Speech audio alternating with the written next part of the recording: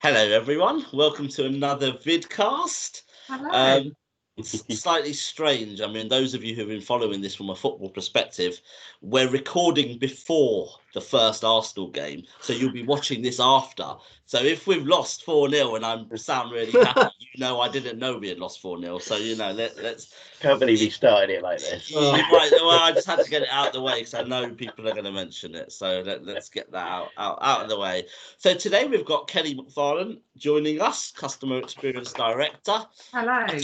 I think it was George actually nominated you on like week 3 or something like that. But we kind of. Did he? Yeah, he did. So I pretended not to be offended you had George on before me. Well, how do we answer that? It just fears, it was there, he wasn't doing much. We thought we'd give him a job to do. Keep digging that hole. Yeah. Have you not learned in 10 weeks? That's when you quickly move on.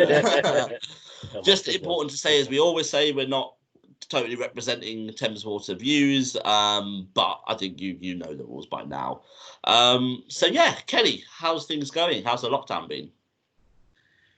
It's been up and down, actually. Some days it's been great and I feel that everything's working well, working effectively from home, children's homeschooling's going well, everything's been okay. And then other days it's really tough, in that you're feeling really claustrophobic, really missing people, hard to get stuff done without being face to face. Homeschooling's not going so well.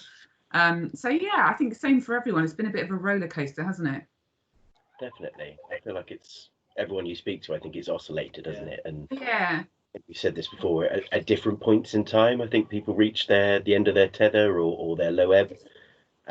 Certainly, for me, last week I was just a miserable git really for the whole week, and now I'm back being fairly chipper. But how has it been? I mean, I can't even fathom how you'd be sort of an executive at your level and be sort of taking care of the parenting side of things, teaching kids from home, balancing all of the other worries that everyone else has got. Like, how has that been? That must have been insane. Yeah, it's been busy, but I think it's what everyone else has been doing, to be honest. Yeah. So and it's amazing how quickly you just get into your routine, isn't it? For me, I'm quite you'll find this hard to believe, but I am quite a structured, organised. I love my order and discipline. So yeah, I think it's just been being even more organised than usual and really sticking to a routine, because I think that helps everyone. It helps children anyway, right? But it's helped in terms of the family setup and everyone knowing where they need to be, what they need to do, when, and fitting everyone's priorities into the day. I mean, so one of the things I wanted to ask straight away was from your side of the business, during a lockdown, you've somehow miraculously moved hundreds of people that used to work in call centres to now working from home. I mean, how has that happened? It seems to have been an amazing bit of work and an amazing success. Yeah, you're right. It has. It's been absolutely fantastic. And I think we've said this a number of times. If someone had said to us before this situation, you'd get everyone working from home in a period of 3 to 4 weeks, we'd have said no way. No chance. But to be honest, it's just been testament to everyone across the business working together. It really is true innovation and collaboration. Those words sound quite trite, but it just demonstrates the power of that. So everything from the Thames Digital guys coming up with the solution and making it happen, all of everyone in customer experience, the line managers, getting everyone organised, facilitating things, and the individuals, running with it, having patience, because some we managed to get home sooner than others. So literally everyone coming together. I think the thing I would say though is it is really hard, even though they are at home. It's working, but it is by no means a perfect solution for people working at home. It's incredibly frustrating because we've got issues around it. It's a bit slow, it's clunky, not to mention, people's obviously working environments are not perfect. But everyone recognises that. It's in the spirit of we're doing the best that we can in the exceptional circumstances. But no, it has been great. It really has. Thinking from sort of March to now, what do you think has been your biggest challenge generally? Like, because you obviously you look after so many different things, but I mean, what is there something that has just been? It could be something small, it could be something big, but just has been a real challenge and something you probably haven't dealt with in your career before.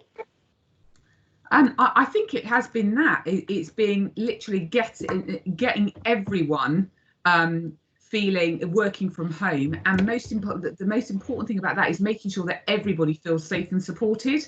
I think that's the most challenging thing, and feeling hugely responsible and accountable for that, because it's that balance of that of course the priority is that everyone is safe. However, we also have got we run a critical public service, and balancing those two things is very, very tricky. But as I say, everyone across, I cannot thank everyone and commend everyone enough for how flexible people have been, and as I said, just their cooperation, and they've just gone with the spirit of we'll absolutely do our best.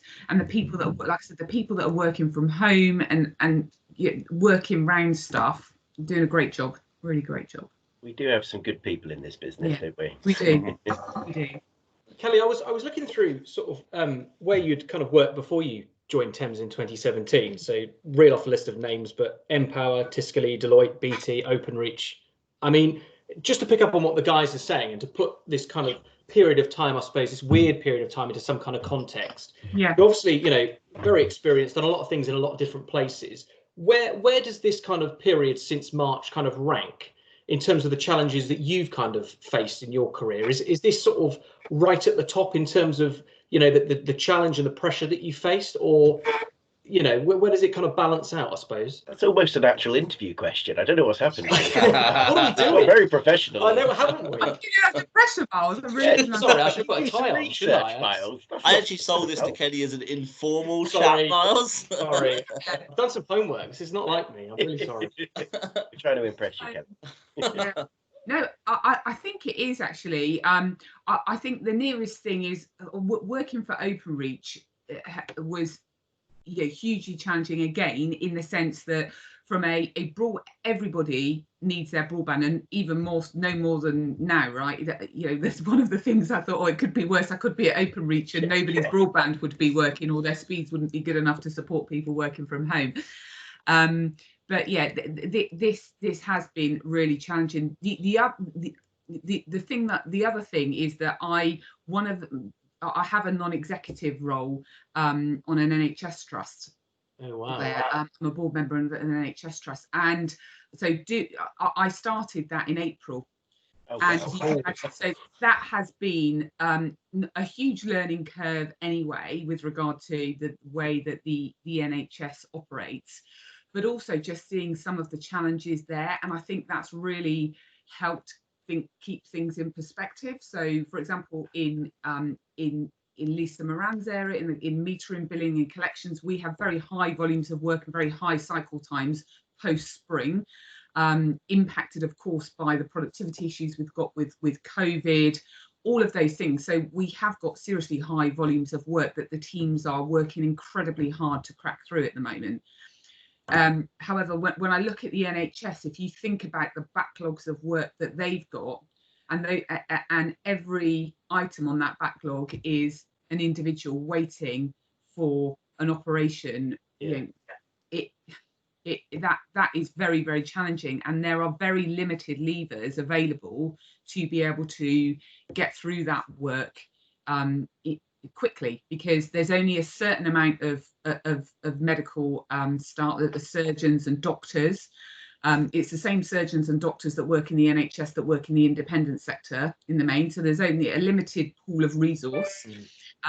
There's social distancing in hospitals.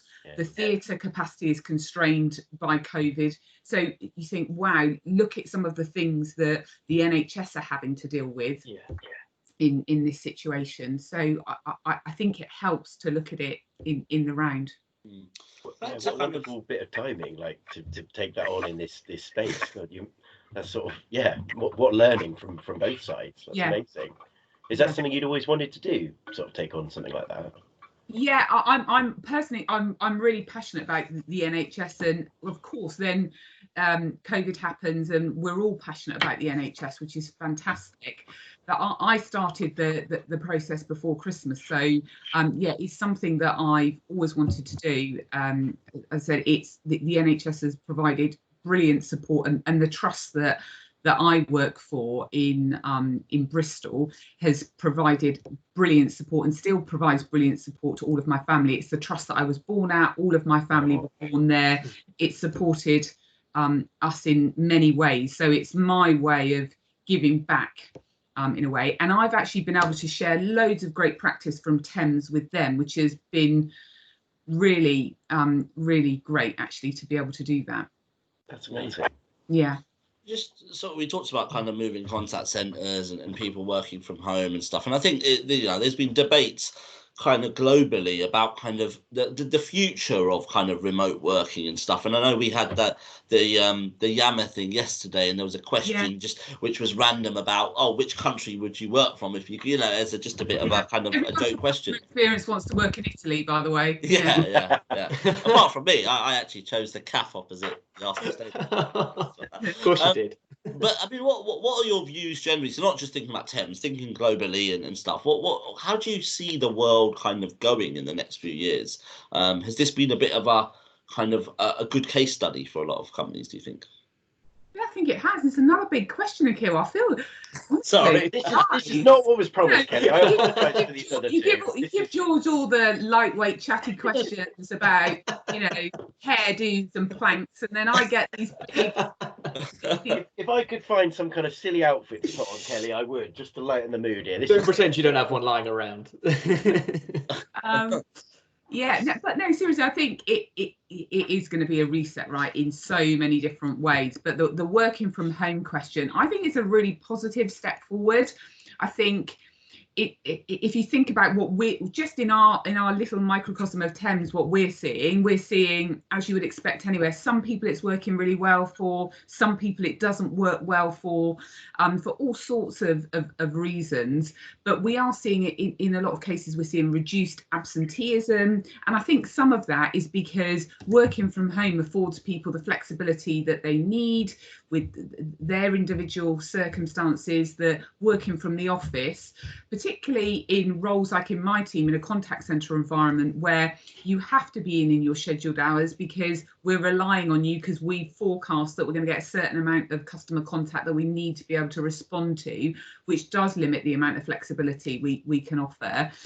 But the fact that people, are being able to be flexible either side of that in the commute, I think is something that we're really keen to take forward, because also it offers it opens up a new sort of labour market for us as well, in that we can offer people roles that we haven't been able to before. Working parents, evening, weekends, working from home that they might not be able to. So all of those things, I think it's really exciting. What we need to understand is, as with everything, it's never quite as simple as we need to have, the technology solution, the right other support environment in place so that people can get the right training, the right level of support and engagement, so that they're fully effective and supported in every way in that home environment. And there's quite a lot to do there, actually.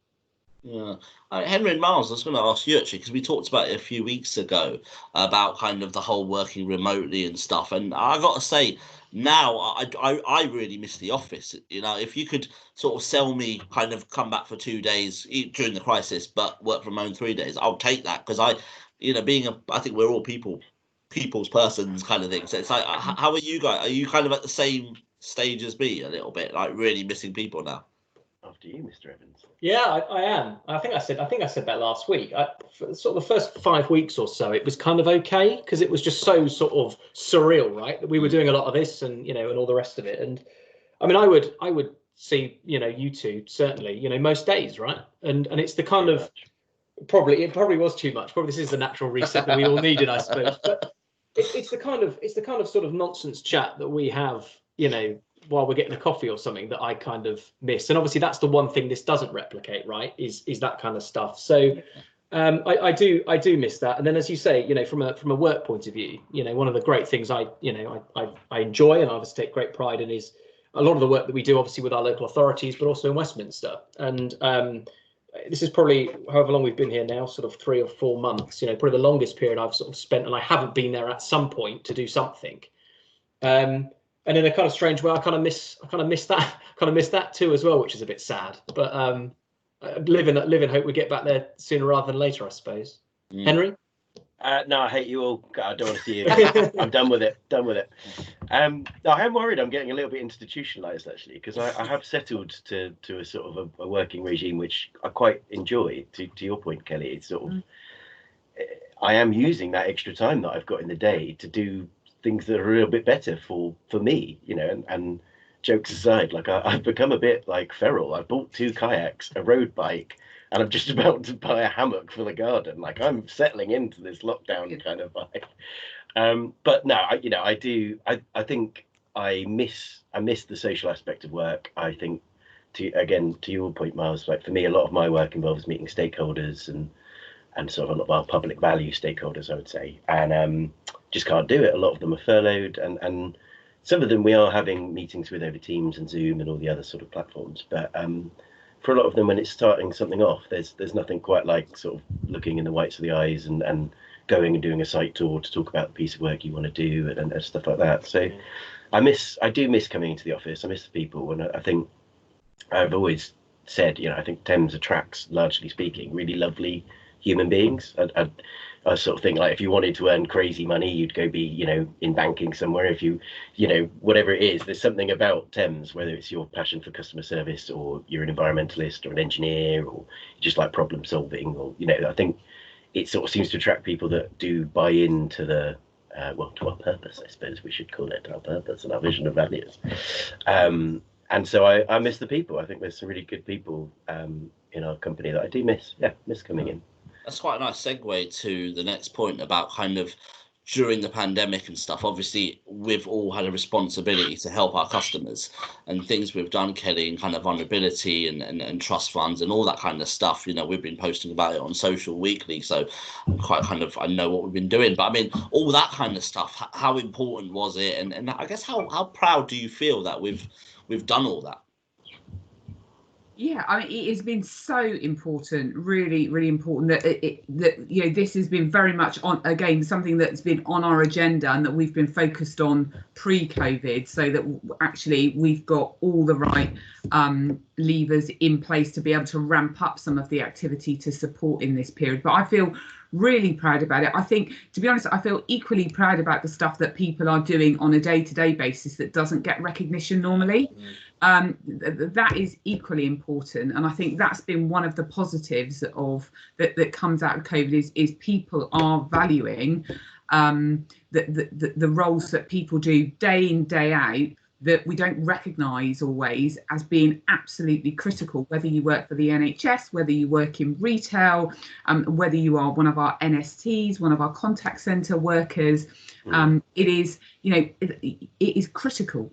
And for me, that's what I've felt most proud of, is that a light has been shone on those roles in a way that I think everyone's been guilty of undervaluing until this point. Yeah.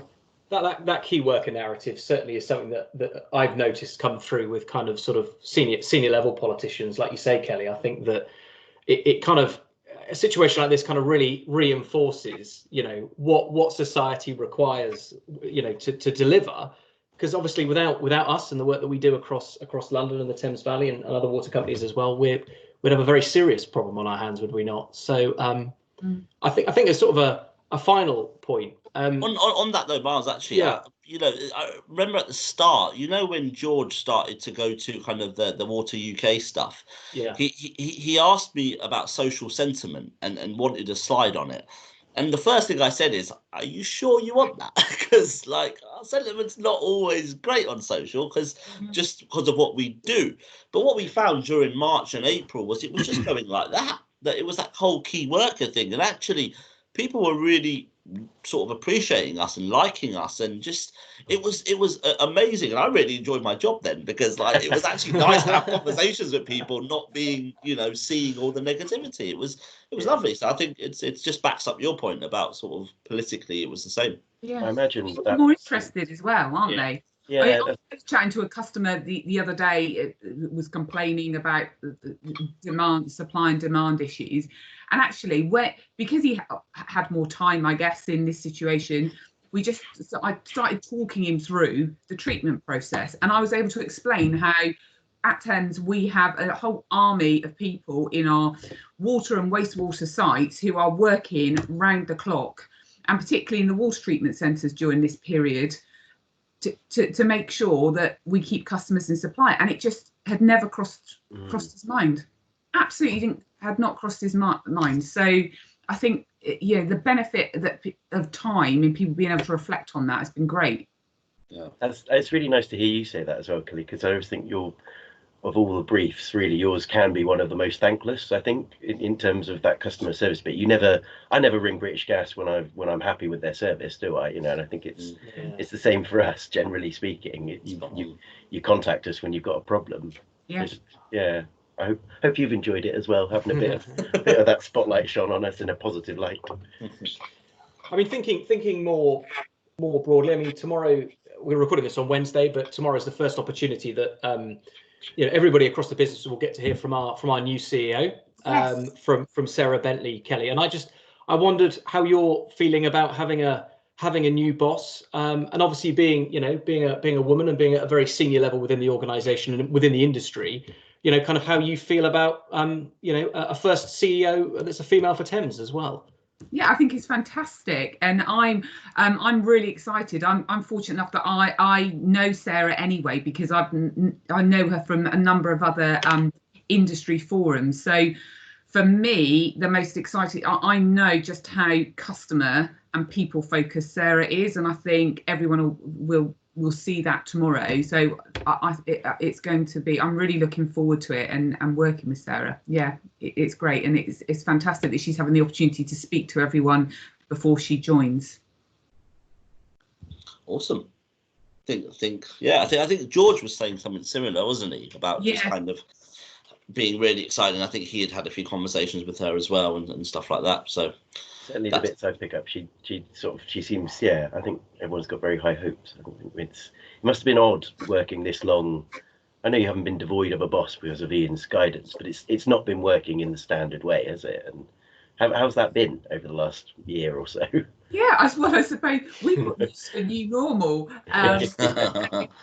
We've got quite used to it. So it will be, for us, it's going to be getting used to working with Sarah, with getting used to Ian taking a bit more of a step back, us learning not to go to him, Ian not learning that he can't be in at the same level of detail as he's been before, going back to putting his chairman hat on.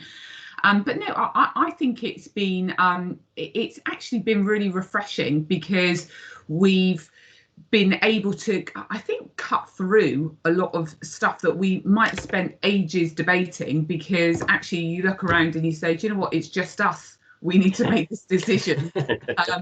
We need to sort this out. And so I think it's been refreshing and empowering, and I've enjoyed it. However, it will be really good having a CEO back and Sarah, because I think one of the things that you miss is not having someone to put their stamp on the organisation, in terms of this is the personality of the organisation. Maybe that's the right way of saying it, and that's the thing that I'm missing a bit at the moment, is what is our personality as Thames, and I think that's something that Sarah will bring and we'll all benefit from. That's very great. Good. I think on that note, I think we'll wrap up. You need to get warmed up, Akil. I need to get Stretch warmed off. up. Yeah, Football ready season's for it. back. This is again. I said at the start. This is really, someone's going to be watching this, laughing when we've been just beaten 3-0 and thinking, "Oh, poor sod, he was so excited for it. Imagine what he was." Yeah, but yeah, I mean, football is back, so I mean that's obviously great. And on a serious level, it will hopefully bring routine back to so many people and give the whole country a boost, hopefully. Even if you don't like football, it might just mean your kids can watch it, or your partners can watch it, or someone can watch it. Well, now I know you're going to be on the screen. I'm going to be tuning in. So well, exactly. I wouldn't normally watch it, but now I'm knowing that if Arsenal score, I might see Akil's face on the telly. I'm going to settle in for the night. Yeah. I'm not sure how that's going to go, but we will see.